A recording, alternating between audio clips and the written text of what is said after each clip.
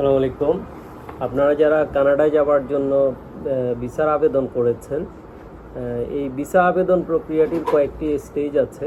আজকে আমরা যে বিষয়টি নিয়ে আলাপ করব সেটা হচ্ছে আপনি ভিসা আবেদন করবার পরে যখন আপনার পাসপোর্ট সাবমিশনের জন্য আপনি লেটার পাবেন কানাডিয়ান অফিস থেকে, তখন বাংলাদেশে বিএফএসের যে নির্ধারিত ব্রাঞ্চগুলি আছে ঢাকা, সিলেট এবং অন্যান্য জায়গায়, সেখানে আপনি আপনার পাসপোর্ট সাবমিশন করবেন। পাসপোর্ট সাবমিশনের সময় আপনাকে প্রতি অ্যাপ্লিক্যান্টের জন্য এই যে দেখছেন কনসেন্ট পেপার, এই কনসেন্ট পেপারটি আপনাকে 3 কপি করে জমা দিতে হবে।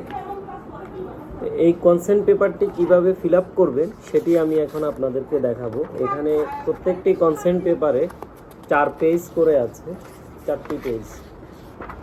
এরকম প্রতি ক্যান্ডিডেটের জন্য আপনাদেরকে 3 সেট জমা দিতে হবে।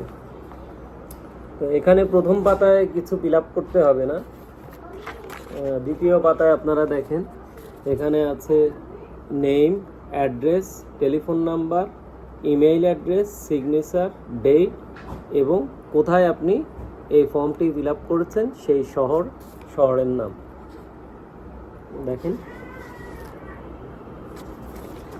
এখন প্রশ্ন হচ্ছে অ্যাডাল্টদের জন্য, যারা অ্যাডাল্ট ক্যান্ডিডেট তারা তাদের ফর্মটি নিজেরা ফিল আপ করবেন, কিন্তু আপনার সাথে যদি বাচ্চা থাকে 12 বছরের কম বয়সী, সেক্ষেত্রে কিভাবে আপনি ফর্মটি ফিল আপ করবেন সেটি আমরা এখন আপনাদের দেখাবো। এই যে ফর্মটি দেখেছেন, এটি আমার ছেলের জন্য আমি ফিল আপ করেছি। ওর বয়স 3 বছরের কম। তো আমরা যেটা করেছি, ওর নামের জায়গায় নাম লিখেছি, অ্যাড্রেস যেটা ছিল আমাদের সেটাই দিয়েছি। বাট এখানে দেখেন আমার ছেলের নামের আগে এখানে আমি ব্র্যাকেটে পেন্সিল দিয়ে মাইনর লিখে দিয়েছি। এবং সিগনেচারের জায়গা, এটি দেখছেন সিগনেচারের জায়গা, এখানে নিশ্চয়ই একজন ছোট মানুষ সিগনেচার করতে পারবে না, সেজন্য এখানে যে বাবা মার যে কোনো একজন বা গার্ডিয়ানদের যে কোনো একজন সিগনেচার করবেন। সেজন্য আমি এখানে সিগনেচার করব, সেজন্য আমি এখানে প্যারেন্ট লিখে দিয়েছি। এখন আমি এখানে সিগনেচার করছি।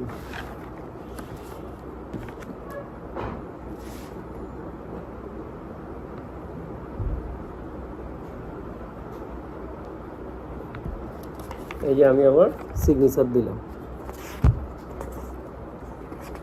এরপরে দ্বিতীয় পাতায় কনসেন্ট ফর্মের এখানে বলা আছে আপনি কি নিজে সাবমিট করবেন না অন্য কারো মাধ্যমে সাবমিট করবেন। যদি আপনি নিজে সাবমিট করেন সেক্ষেত্রে এখানে কিছুই ফিল আপ করতে হবে না।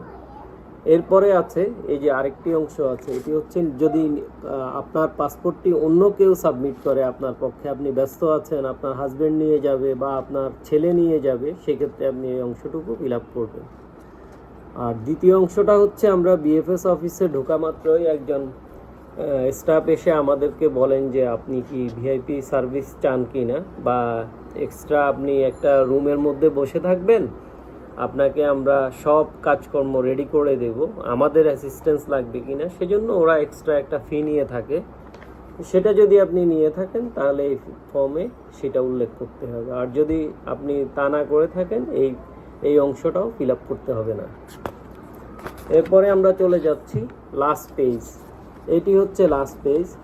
এখানে বলা আছে যে আপনি বায়োমেট্রিক্স মানে ফিঙ্গারপ্রিন্ট দিতে ইচ্ছুক না অনিচ্ছুক। ইচ্ছুক হলে এই প্রথম অংশটি ফিল আপ করতে হবে, অনিচ্ছুক হলে দ্বিতীয় অংশটি। বাট এখানে আপনাদেরকে বলে রাখতে হয় যে কানাডায় যখনই আপনি ভিসার জন্য আবেদন করবেন, ভিসার জন্য আবেদন করলে অবশ্যই আপনাকে বায়োমেট্রিক করতে হবে, এটা ম্যান্ডেটরি। তো সুতরাং আপনি এই প্রথম পার্টটি ফিল আপ করবেন। আমরা এখন প্রথম পার্টটি ফিল আপ করছি।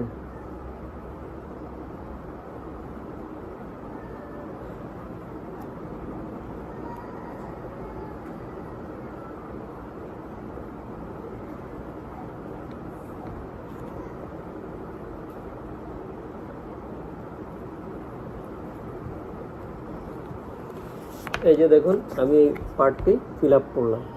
এবং একইভাবে আপনি দেখুন, যেহেতু এটি আমার ছেলের ফর্ম, সেজন্য আমি এখানে ওর নামের সাথে মাইনর লিখে দিয়েছি এবং সিগনেচারের জায়গায় যেহেতু সে সিগনেচার করবে না আমাকে করতে হবে, তাই আমি ওখানে প্যারেন্ট লিখে দিয়েছি। তো আপনারা এভাবে কনসেন্ট ফর্মটি ফিল আপ করতে পারেন। প্রতিটি ক্যান্ডিডেটের জন্য 3 সেট করে কনসেন্ট ফর্ম অন্যান্য কাগজপত্রের সাথে আপনি যখন পাসপোর্ট সাবমিশন করতে যাবেন তখন আপনাকে জমা দিতে হবে। আশা করছি ভিডিওটি আপনাদের উপকারে আসবে। Thank you.